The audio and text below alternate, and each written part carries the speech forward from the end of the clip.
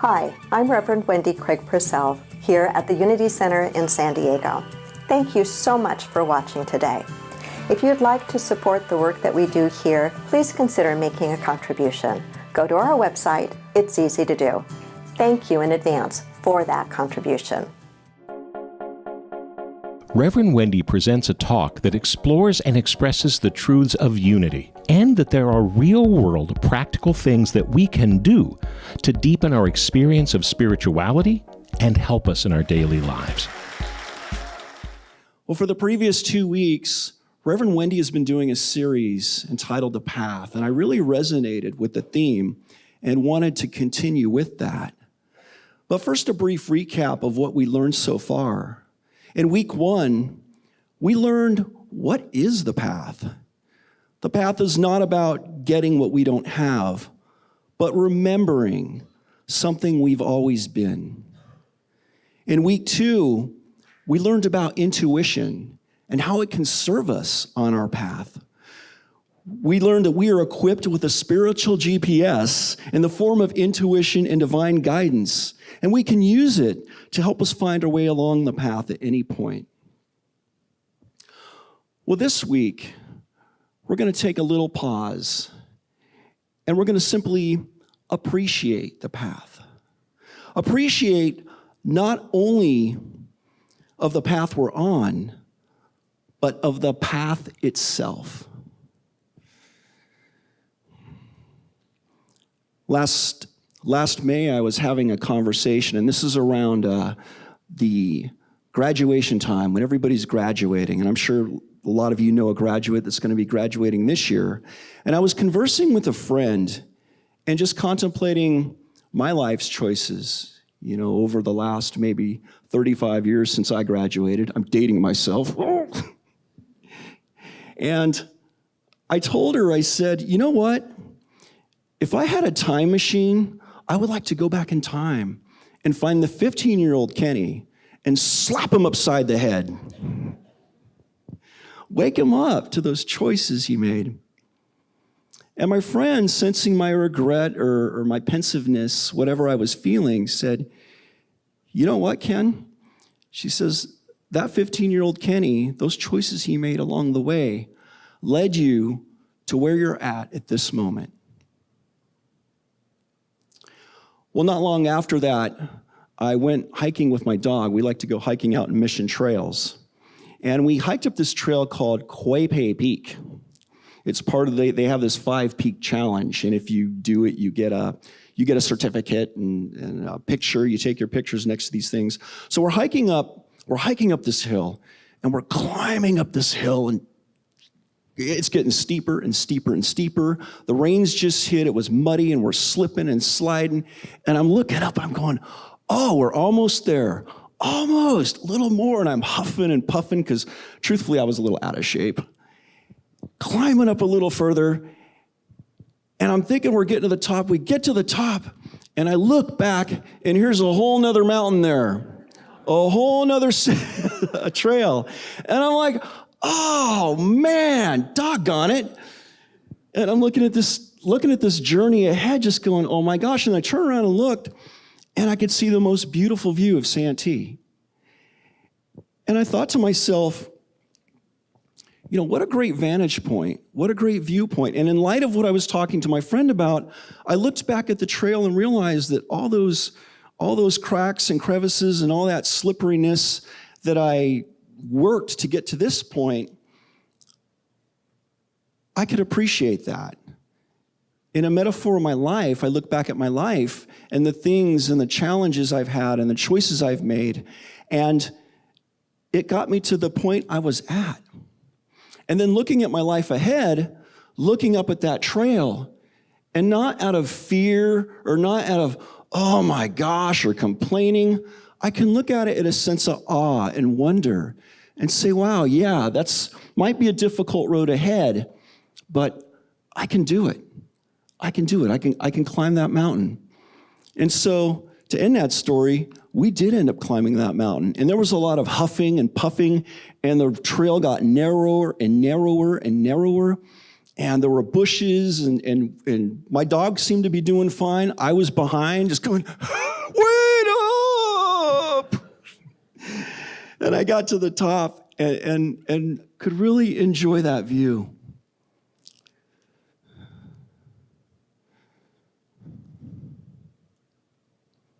So at that juncture where I was between the beginning of the hill and the top of the hill, it was a viewpoint, but I consider it rather a perspective point. And we get these points in our life. We get these points where when you feel like you're maybe stuck in a plateau or in a routine, and you start feeling that pain of dissatisfaction. That's a perspective point because it causes you to reflect on where you've been and where you're going and the steps you can take in that growth. So do we stay where it's comfortable, or do we move on out of a sense of wonder and awe and excitement? Well, Sue Seeking, a noted Unity author, has something to say about this.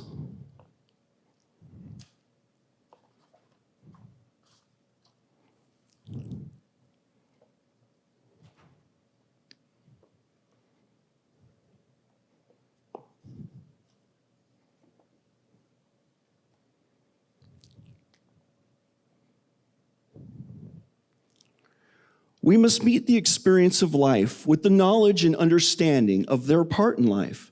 To do this is to have power over the events of life. We cannot stay in any place and say, here is where I want to be. I don't want anything to happen to me. I want to be away from the fret and the worry of common life. I want to stay on this high mountain and of this ivory tower. This isn't the way life is. There isn't the way happiness or contentment. Strange as it may seem, happiness, joy, contentment, and victory belong to the overcomer. We must realize that it is the little everyday living of life that is the great of life. It is only the everyday, moment by moment, living that we prove our life's purpose and achieve true greatness. We must meet each moment with a calm and perfect sense of balance because of an inner assurance that all is well. How powerful is it to live out of that? All is well.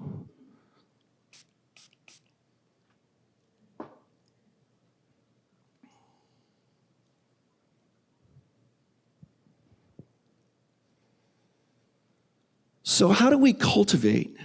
If we're not feeling appreciative, if we're not at that point when we're being buffeted by life's challenges and situations, how do we cultivate a sense of appreciation? Well, we have a 3G network.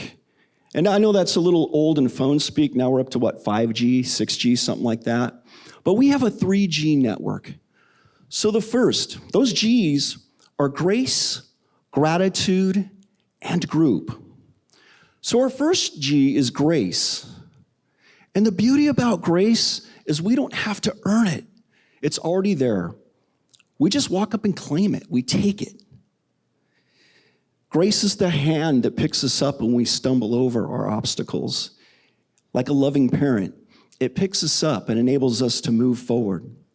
Grace is the rubber padding on the internal jungle gym when we're climbing up and trying to find solutions and reaching, and we fall and we bounce. It cushions us.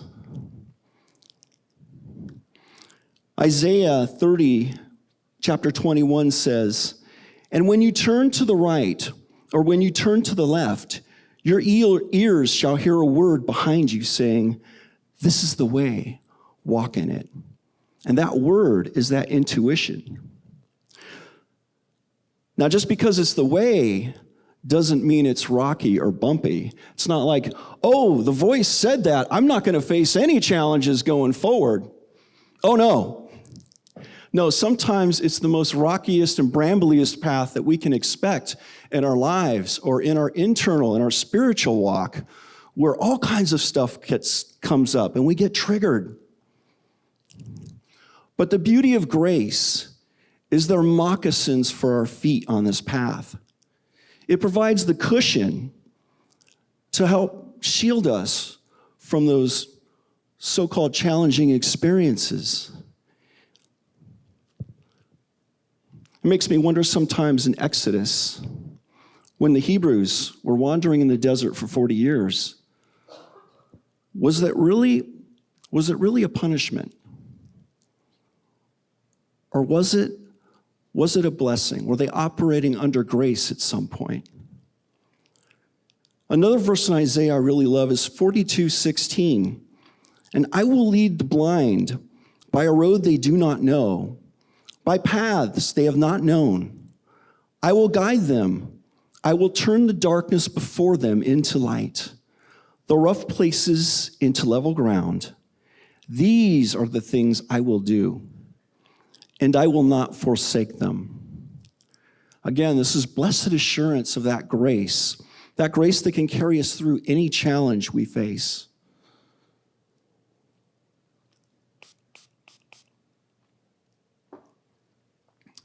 One essential element to grace and claiming that is forgiveness.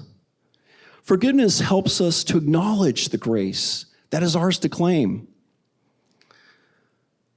So on this path of our spiritual unfoldment, of our evolvement of consciousness, sometimes we carry a lot more baggage than we need.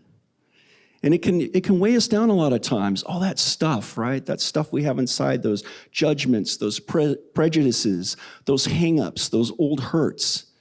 It can really bog us down. If you've ever tried to carry a backpack and you've hiked or carried a couple heavy pieces of luggage during a trip, you know what I'm talking about. So like in the analogy of an airline, I'm trying to get my luggage down to just one carry-on instead of 3 checked-in bags. So forgiveness releases the stuff. It releases the stuff that burdens us and that gets us stuck along the way. So the second G is gratitude. And I know we hear that word a lot, gratitude, gratitude, gratitude, gratitude. But I believe in our spiritual practice, it's one of the most important things we can do, because we can build off of that. And gratitude to me is actually an active appreciation. It's an active appreciation of the path as well as the path we're on. And the beauty about gratitude is it can be cultivated in small little bits. You don't have to take this ginormous chunk. You just take it in little pieces, and it builds, and it builds, and it builds, and it builds.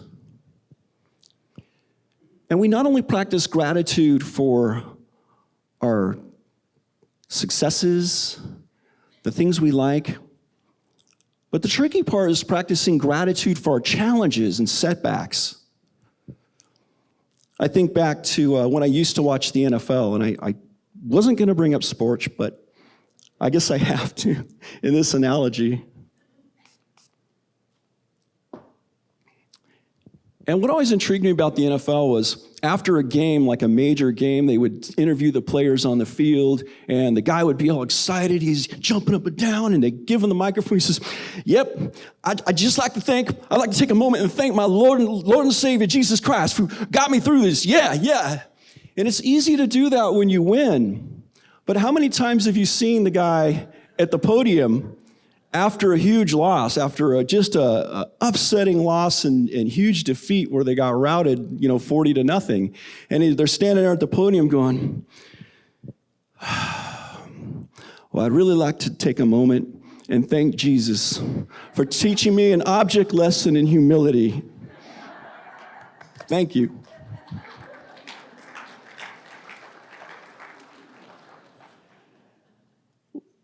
And isn't that us sometimes? We want to celebrate our successes. Yes, thank you, God. Thank you, Spirit, whatever name we have for God. But yet, when we're going through a really difficult time, that's not easy to do, is it?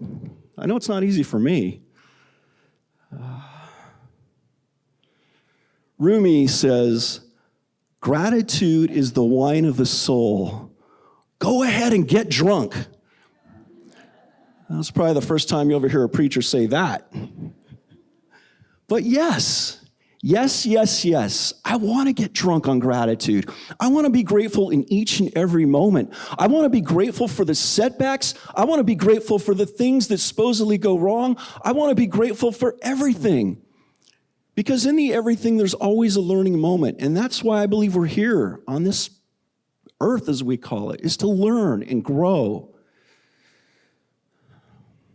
Sometimes we're quick to label experiences as either good or bad. We're quick to judge them. But what if rather we judged each experience with a sense of wonder and a sense of mystery? Like an unopened present at Christmas time. When you shake the box and you're going, gosh, I wonder what's in there. I wonder what experience is going to come to me next. It may be good, it may be bad, but it's an experience that I'm going to grow from.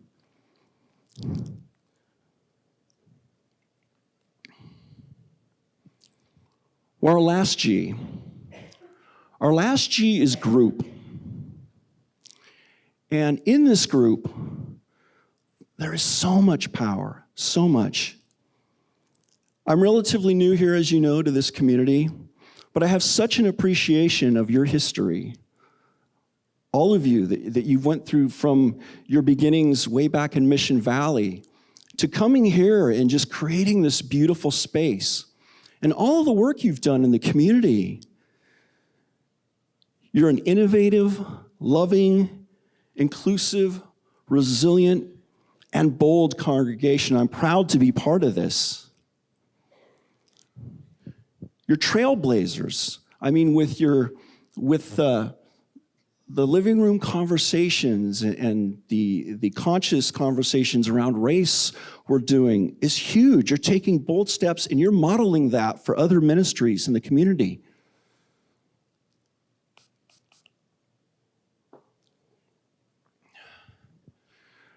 Well, there's a big trail in California, real big trail. It goes from Mexico to all the way up to Canada.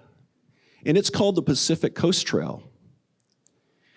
And on this trail, they have these trail angels.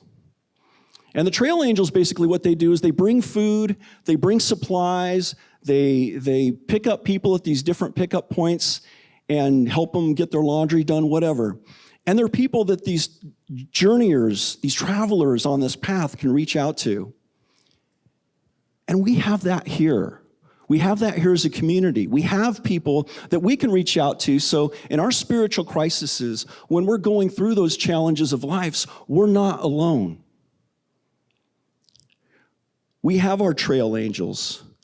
We have angels in the support of our prayer partners. We have angels in the support of our life groups.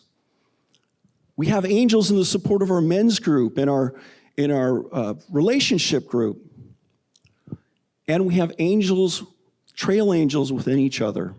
As a spiritual community, we can reach out. We can lean on one another. When someone's going through tough times, we can lend that listening, compassionate, supportive ear. That's what gets us through. And I'm so appreciative of that on the trail, on this path. And I hope you are too. We are all ministers in our own right. We have friendships outside of the sanctuary, outside of the church that we maintain and that we model.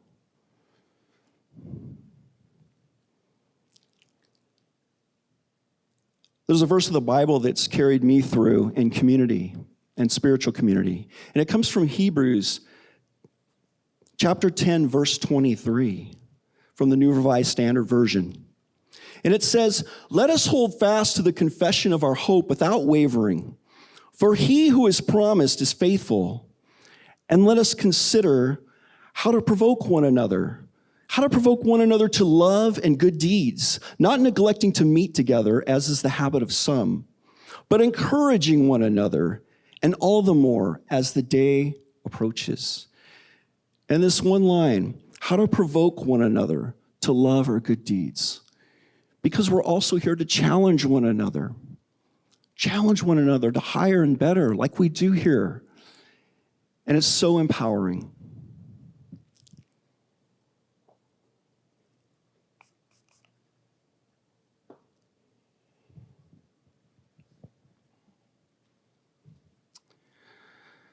I appreciate and honor my path. And I invite you to say that with me. I appreciate and honor my path. I appreciate and honor your path. Now I invite you to turn to somebody next to you or across from you and say that. I appreciate and honor your path. Let's say that together. I appreciate and honor your path. And lastly, I appreciate and honor our path. And look around the room as you say that. I appreciate and honor our path. Namaste. Many people enjoy Reverend Wendy's talks and meditations and aren't able to attend the Unity Center in person. If you're part of our extended family from around the world and would like to help support the Unity Center, please go to our website or download our free app, which offers even more ways to connect with the Unity Center. Namaste.